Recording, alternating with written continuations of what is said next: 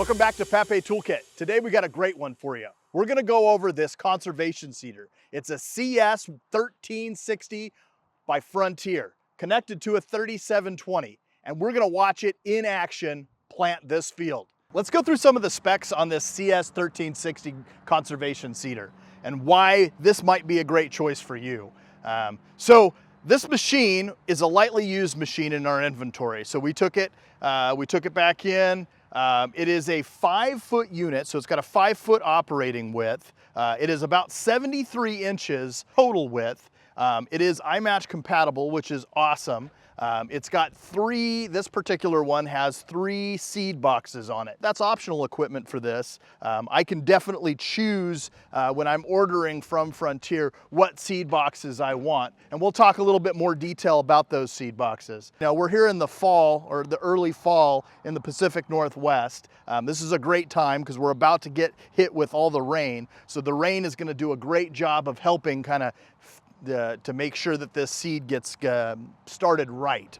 Let's talk about some of the reasons I might choose a conservation seeder over maybe a grain drill or just a regular spreader and cultipacker, okay? So I would say the biggest reason to choose something like this, it depends on your conditions. So it is a ground engagement implement. The ground engagement comes in the form of, you've got 2 roller tines underneath that actually grab the earth, and that's what rotates the whole mechanism here to drop the seed and subsequently cultipack it back down into the earth. And so very, very efficient with this conservation seeder.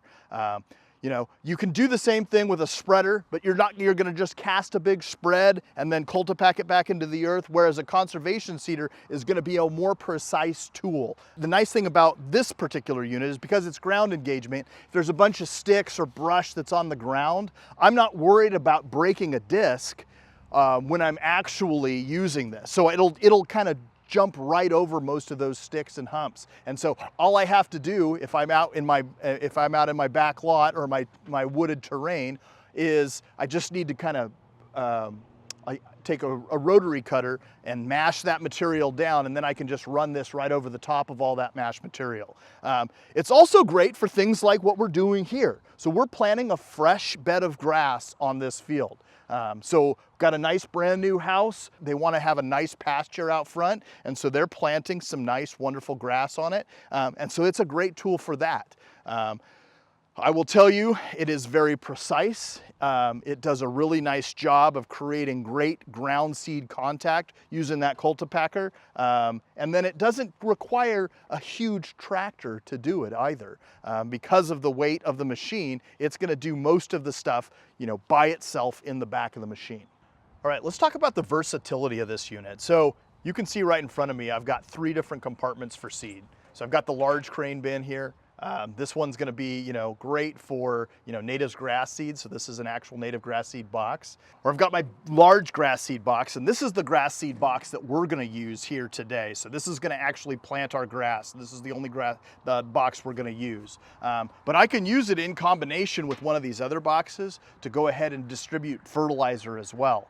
So I've got a large seed, or a small seed box right here in the front that I can have, and I can just be planting all sorts of different crops at the same time. So again, that's great for food plots, or I could do even a small vegetable garden. We can do legumes and grains in that respect. And then I can do, a wheat crop if I wanted to out of this same grain drill.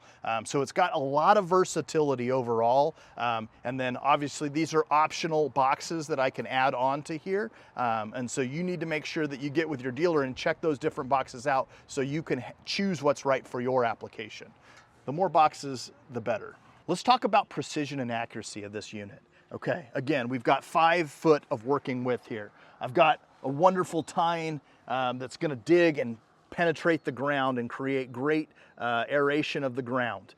Then my seed is gonna come through these tubes, precisely out with however many pounds per feet I actually wanna drop these seeds.